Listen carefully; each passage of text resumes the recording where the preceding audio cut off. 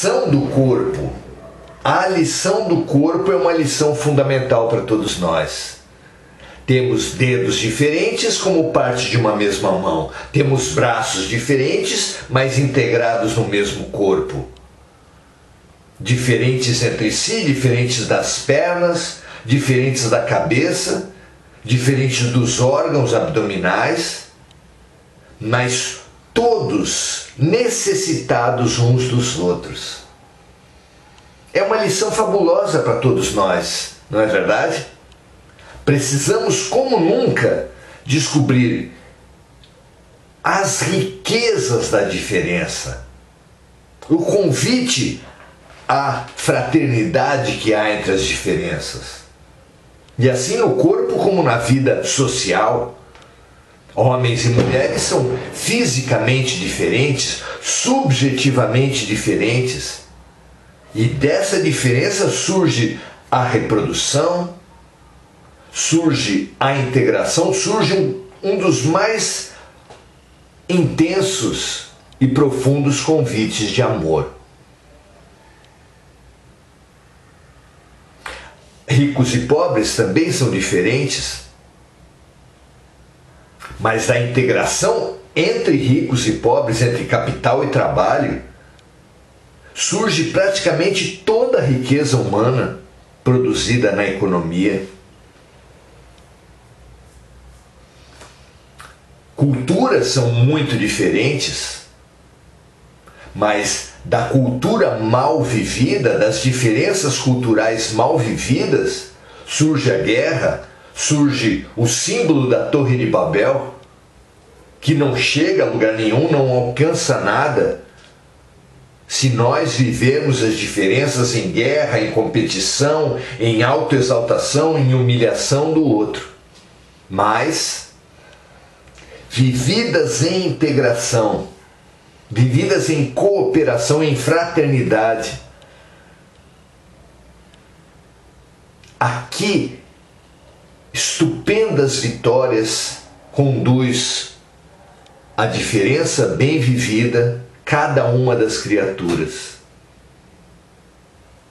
É assim que os brasileiros aprendem muito com os japoneses, os africanos, os europeus, e todos eles muito têm a aprender com os brasileiros também.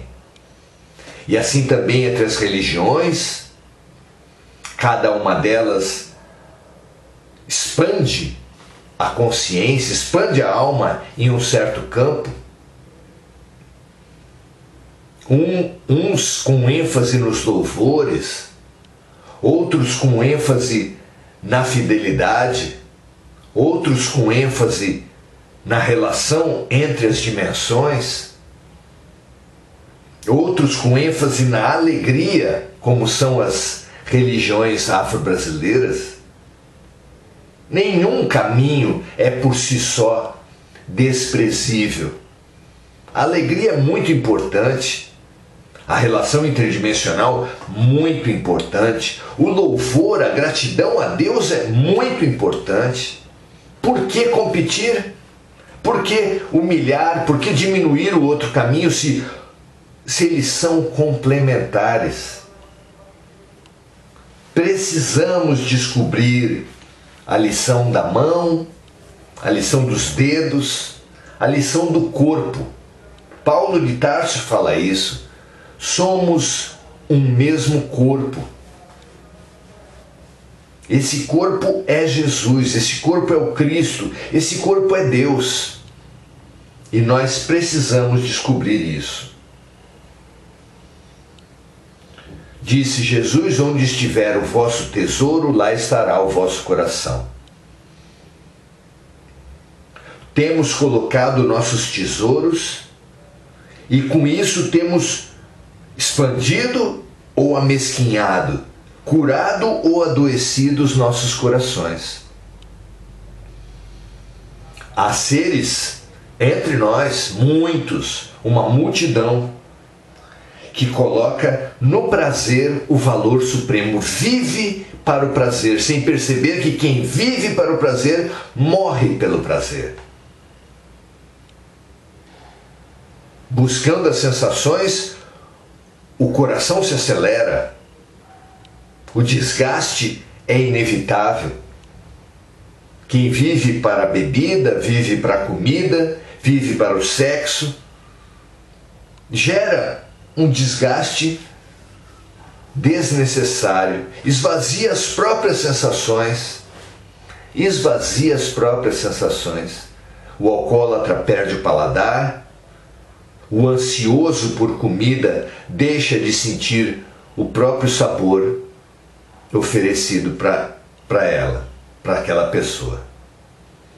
Aquele que se vicia em sexo já não sente mais alegria, já não sente mais prazer, já não sente mais a integração, muito menos o exercício de amor. Quem coloca num outro campo o tesouro do seu coração no poder,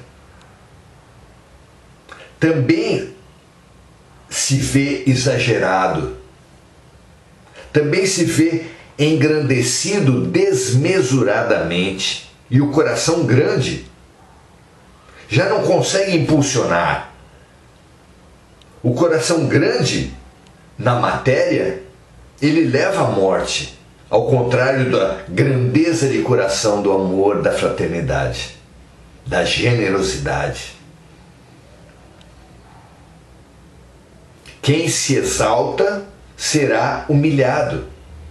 Quem se humilha será exaltado, e essa regra vale para o nosso coração, vale para o projeto de vida centrado no poder. Ficamos humilhando e sendo humilhados, exagerando os poderes e nos enfraquecendo com isso. É fundamental que percebamos o vazio da vida centrada no poder, assim como da vida centrada no prazer. Se nós fizermos, em mais um exemplo, a nossa felicidade na exaltação do ego, na vaidade, no engrandecimento de si, também faremos o nosso esvaziamento individual. Vocês não percebem como quem busca pela vaidade a sua beleza obsessivamente, com cirurgias plásticas, tatuagens, roupas exageradas, joias exageradas, fica feio? A busca exagerada pela sua autoimagem, por exaltar a sua autoimagem, torna a pessoa feia.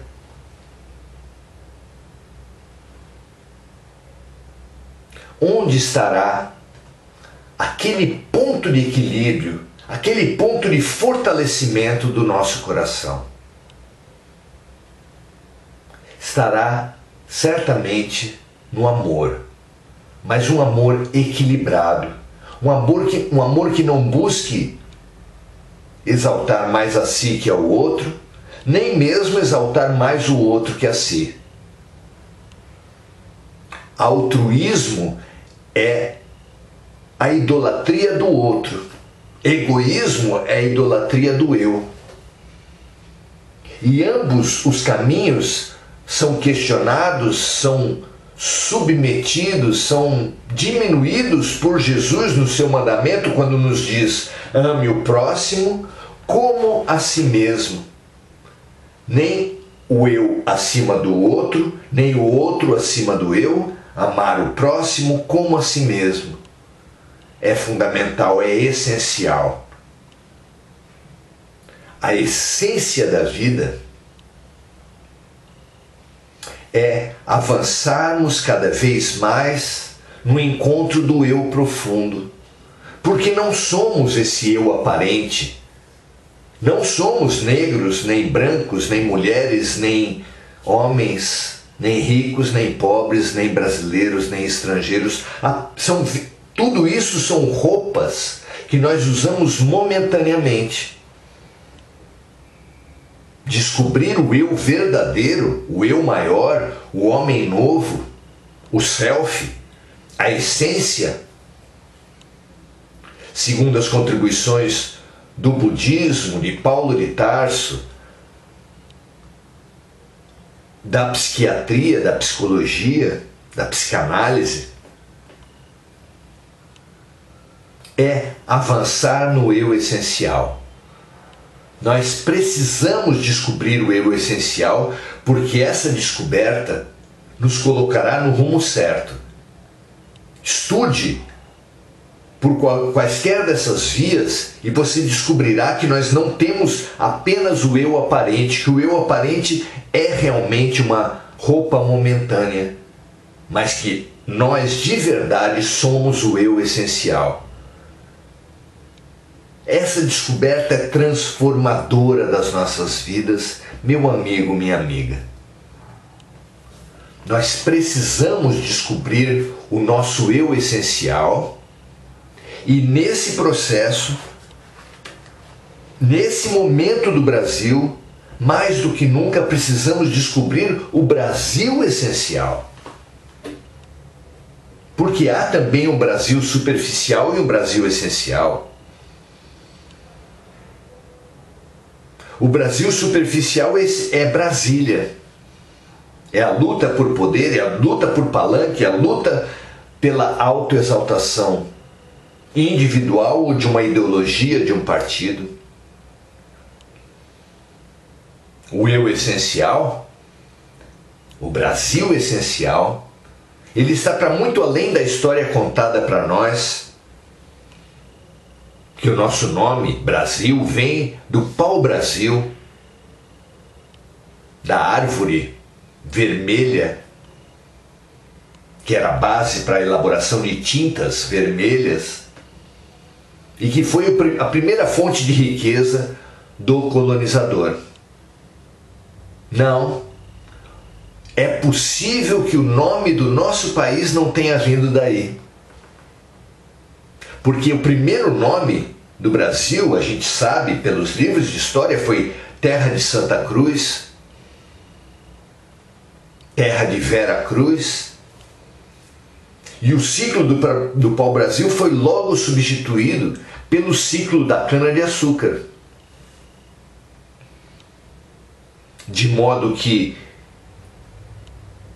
praticamente já não existia mais pau-brasil, ou a exploração do pau-brasil como eixo central da economia da colônia, quando o Brasil passou a adotar esse nome.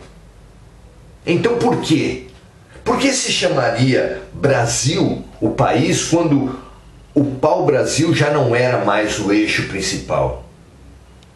Se você for pesquisar a ilha Brasil, a ilha mítica Brasil, você vai descobrir que lá pelos anos 1300, 1400 na Europa, se tinha essa crença. Os mapas dessa idade, dessa altura na Europa, situavam a oeste da Europa uma ilha mítica chamada Brasil, que concentrava boa parte dos sonhos, das utopias, das esperanças da Europa. Por isso, talvez, quando foi descoberta essa terra a oeste da Europa, se deu o nome de Brasil. É uma possibilidade que coloca a aparência, o materialismo, a matéria de um lado e que coloca a esperança, o sentimento, o espírito do outro. Há também um Brasil aparente, um Brasil essencial. O Brasil que quer ser o alimentador do mundo, o celeiro do mundo, pode bem ter uma outra missão, uma missão de dar sequência